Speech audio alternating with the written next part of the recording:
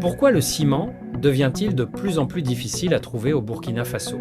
S'agit-il d'une simple rupture de stock ou d'un problème beaucoup plus profond?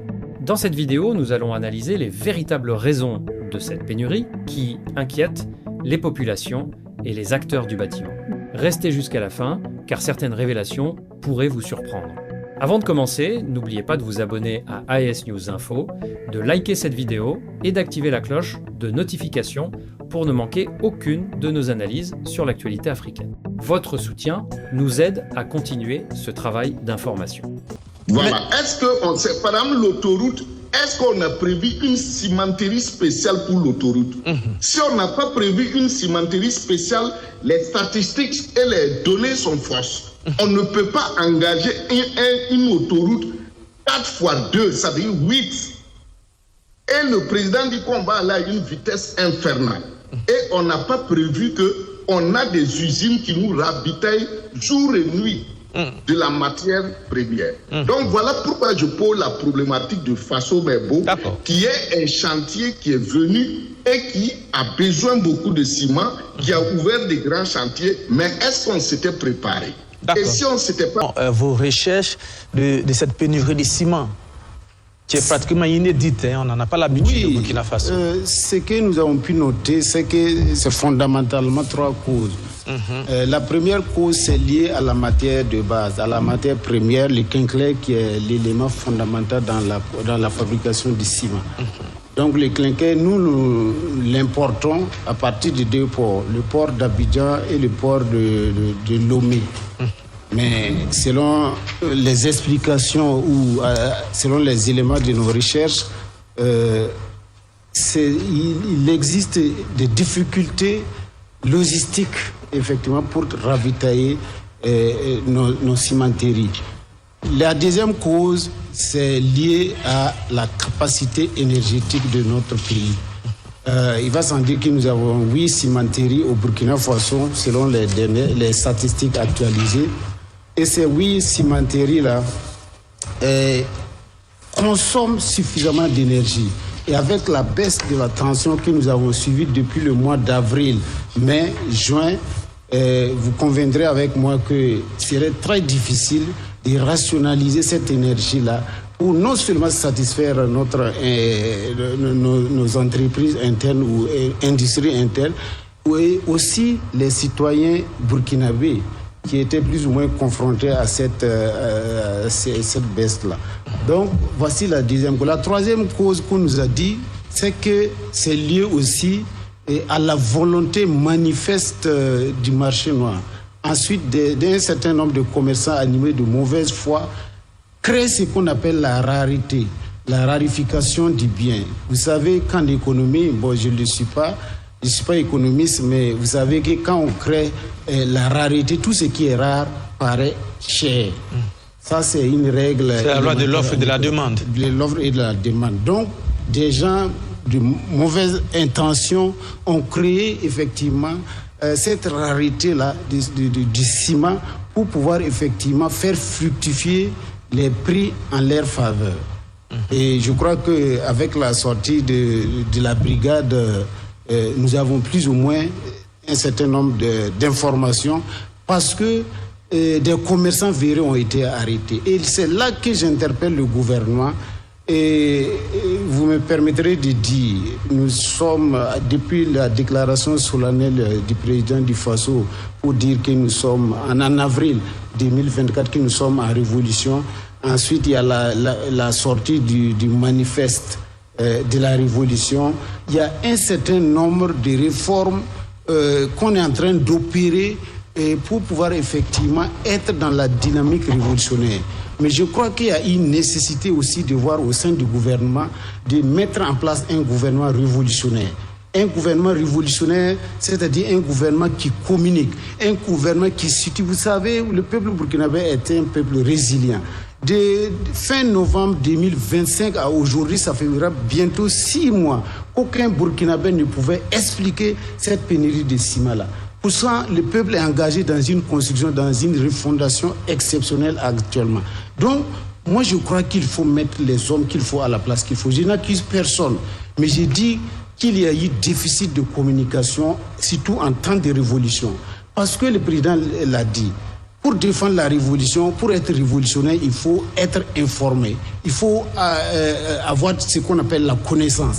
Et dès lors que l'information est biaisée, ça veut dire que nous allons dans tous les sens et nous ne serons pas à même d'apporter l'information vraie aux masses laborieuses. Et ça, il faut travailler à ça. Et je crois qu'aujourd'hui, le ministre du Commerce, je crois, est plus ou moins interpellé par rapport à cette situation. Je crois que ça a trop duré. Dacier de Bendouté, Alinana, dans son argumentaire, parle de déficit de communication. Ici, on est en face de quoi? Est-ce que c'est vraiment un déficit de communication ou peut-être plutôt un déficit d'action? Bon, moi, je pense que ce sont les deux à la fois. Parce que la question de la communication, d'abord, c'est quoi? Chaque fois, j'essaie d'expliquer ici, on n'a pas encore créé l'État. L'État n'existe pas. C'est pourquoi on a ce désordre. Chaque ministère a ce qu'on appelle une direction de la communication. Chaque institution a aussi une direction de la communication ou de marketing, donc, ou des relations publiques. Maintenant, si on se base sur ces institutions, on doit être en mesure d'avoir certaines informations ou de communiquer. Maintenant, deuxièmement, la question de l'action. Moi, je pense que pour dire comme Ali Nana, je n'accuse personne, mais je pense que les gens ont raison et je leur donne profondément raison. Si tu vis dans un pays, c'est la corruption, c'est le demander pardon qui est la règle, c'est l'affairisme, l'État n'existe pas. Problème s'en va à la justice où la police intervient, où la gendarmerie intervient. 2 jours après, on voit que quand vous regardez cette année, combien de gens, de commerçants véreux on a pris? C'est allé où? Nulle part. L'affaire, comment on appelle, des explosifs. Combien de fois on a attrapé des gens avec ça? Ça part où? Nulle part. L'État n'existe pas, la loi n'existe pas, rien ne fonctionne. Parce que la question d'action, c'est sur le terrain. Et sur le terrain, il y a suffisamment des informations. La douane informe, la police et la gendarmerie, les renseignements généraux. Le ministère même, en temps normal, a des agents sur le terrain qui communiquent. Donc, quelle information manque? Les informations ne manquent pas. Maintenant, ces problèmes qui arrivent, c'est normal. C'est normal que le problème arrive, il faut suivre la logique. Nos États africains refusent la prévoyance et l'anticipation. Chaque entreprise a des données, chaque pays a des données. C'est pourquoi on a l'Institut national des statistiques. C'est pourquoi on a le ministère de l'économie, le ministère de l'industrie. Tout ça là, il y a des statistiques dans toutes ces grandes institutions. Maintenant, pourquoi sur le terrain ça ne va pas? C'est que nous voyons, on peut accuser les commerçants, les gens de mauvaise foi, mais il ne faut pas oublier aussi qu'il y a quelque chose qui est venu tomber des nues dans notre programme de développement, Faso Merbo. Faso Merbo, aujourd'hui, consomme assez de ciment. Quelles ont été les prévisions? Est-ce que les capacités de nos cimenteries pouvaient absorber l'arrivée de Faso Merbo? Est-ce que si ça n'absorbe pas, est-ce que l'État a prévu de construire une cimenterie spéciale pour Faso Merbo? Quels sont les chantiers qu'on a engagés? Les gens qui étaient déplacés sont en train de revenir dans les villages. D'autres ont besoin, il faut reconstruire le ciment. Les chantiers que Faso Merbo a engagés, que Faso Merbo donne au peuple burkinabé, combien de milliers de tonnes Faso Merbo consomme par jour et combien de milliers de tonnes les cimenteries du Burkina produisent et il y a combien de grands chantiers. C'est à travers toutes ces données, on saura maintenant s'il faut reconstruire immédiatement une cimenterie ou s'il faut que l'État autorise l'importation immédiate parce que ça va pénaliser et les entreprises et les personnes. Maintenant, Quand on va avoir toutes ces données, on pourra clarifier la situation. Parce que les gens ont peur de parler ou les gens refusent de parler. Faso Mebo est arrivé sans prévision dans notre système économique. Ça ne veut pas dire que c'est mauvais en soi. Mais je veux dire que quand vous prenez l'autoroute actuellement, l'autoroute Ouaga-Bopo, est-ce qu'on avait prévu avoir une cimenterie spéciale? Parce que c'est des chantiers qui coûtent excessivement, je dis qui consomment excessivement du ciment. Mais est-ce que nos cimenteries nationales à l'intérieur du Burkina étaient prévenues ou s'étaient préparées pour ça? Parce que quand il y a des chantiers comme ça, il faut aussi se préparer. Donc moi je pense qu'il y a une hausse de la consommation du ciment au Burkina qui est venue maintenant créer ça. Et il faut dire aussi, il ne faut pas aussi avoir peur. Il faut dire aussi dans les cimenteries, Faso Mebo, on ne peut pas les refuser du ciment. Si Faso Mebo commande beaucoup, les autres entreprises s'alignent. Donc vous voyez, il y a cette donne-là, Faso Mebo, qui est là, qui consomme assez ciment. Il y a des gens aussi qui veulent l'acheter pour aller donner à Faso Mebo. Faso Mebo elle-même commande. Donc la consommation nous a dépassés. Moi, quand je constate sur le terrain, la consommation du ciment a dépassé les Burkinabés. Donc il faut aux cimenteries elles-mêmes. Vous savez, en Afrique, quand les gens gagnent l'argent, ils ne pensent pas à recréer, à augmenter leurs capacités. On a combien de cimenteries? Depuis que ces cimenteries sont là, quels sont les programmes d'expansion? Est-ce qu'elles ont prévu chaque 2 ans, chaque 5 ans, augmenter leurs capacités et même se réinstaller dans d'autres villes? Je ne sais pas. Je n'ai pas la cartographie des cimenteries, mais je sais que beaucoup sont concentrés à Ouagadougou. Imaginez-vous quelqu'un qui quitte Batié et il est en train de compter sur les cimenteries de Ouagadougou pour avoir du ciment. Quelqu'un qui quitte Diapaga, il est en train de compter sur les cimenteries de Ouagadougou. Donc, il faut essayer de voir comment il faut décentraliser. Par exemple, avec la construction de l'autoroute, on doit forcément avoir une cimenterie soit à Boromo, soit à Bobo, soit à Gawa, soit à Djebougou. De sorte que le pays, il y ait en tout cas une certaine distribution, une certaine implantation logique des usines. Donc, si on ne fait pas ça, on va s'asseoir en train d'accuser les personnes de mauvaise foi, mais l'État lui-même doit jouer un grand rôle. Et ici, moi, je pense qu'on doit aller sur la base des statistiques de l'État lui-même.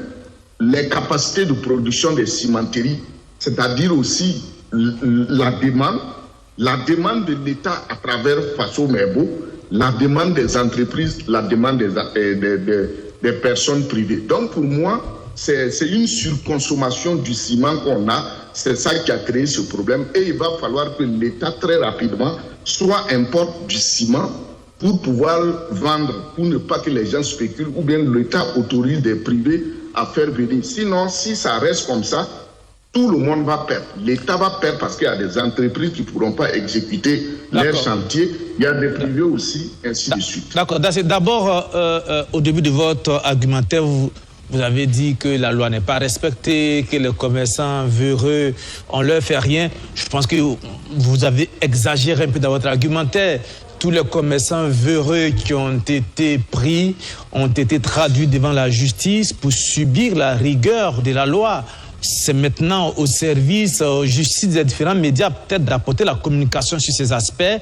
Dire qu'on ne leur fait rien, ce serait peut-être trop exagéré. Je pense qu'il faut revenir un peu sur ces aspects de votre argumentaire. Et puis, deuxièmement, la question que je voudrais vous poser, Faso Mebo n'a pas commencé il y a 6 mois. Faso Mebo est là depuis plusieurs années maintenant. Pourquoi c'est depuis 6 mois seulement que le ciment manque? On ne peut pas mettre sur le dos de Faso Mebo toute la pénurie de ciment il y a seulement 6 mois, d'essayer de bien douter. Est-ce que votre argumentaire ne trouve pas de la limite à ce niveau-là?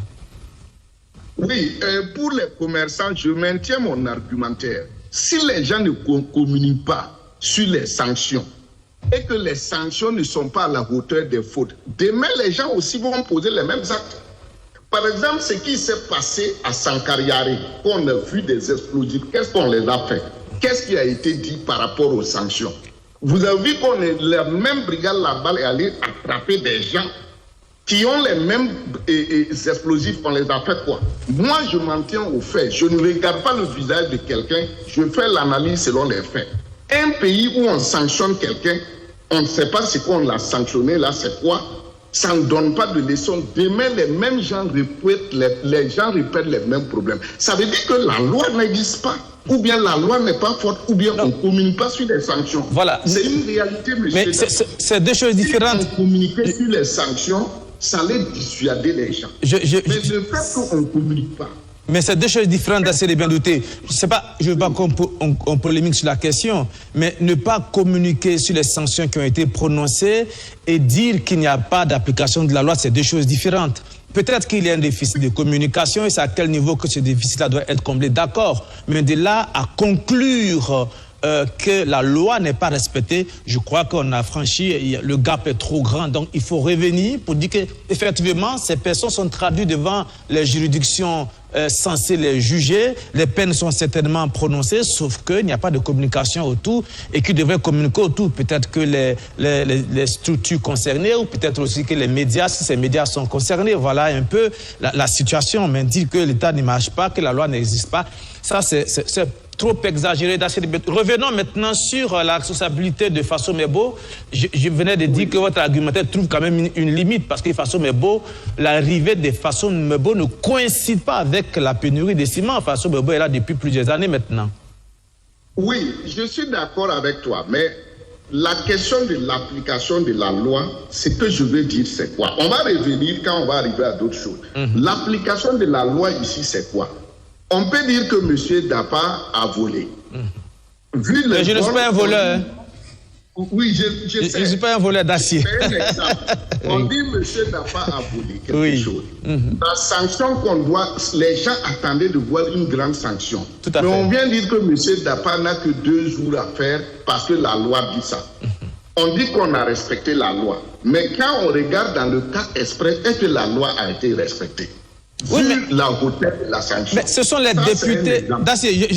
Ce sont les députés qui votent la loi. Le juge applique la loi. Voilà, si on veut que Dapa soit sanctionné plus sévèrement, les députés n'ont qu'à changer la loi. Les juges vont appliquer la loi. Pour l'instant, c'est comme ça. Voilà. Donc, ça ne veut pas dire que la loi n'est pas appliquée. Peut-être qu'elle est faible. C'est ça. Voilà le fond aussi de mon raisonnement. Les députés, ils écoutent, non? L'État, ils écoutent. Oui. Donc, s'ils veulent que les choses marquent, que chacun joue son rôle. Voilà. Maintenant, pour les cas Fasso Mebo, allez-y. Je ne dis pas qu'il faut imputer la responsabilité à Fasso Mebo. Je dis qu'avec l'arrivée de Fasso Mebo, on a des grands chantiers qui consomment excessivement du ciment. Est-ce qu'on s'était préparé? Ça, c'est une bonne question.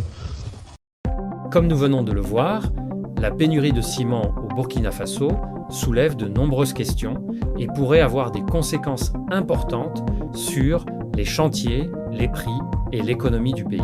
Les prochains mois permettront certainement de mieux comprendre l'évolution de cette situation.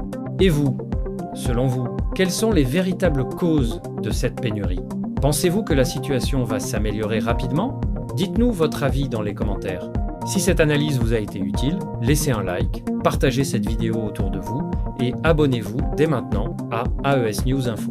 Activez également la cloche de notification pour être parmi les premiers à découvrir nos prochaines enquêtes et analyses. Merci pour votre fidélité et à très bientôt sur AES News Info. Informer, comprendre et analyser l'Afrique d'aujourd'hui pour mieux préparer l'Afrique de demain. C'était AES News Info. À très bientôt.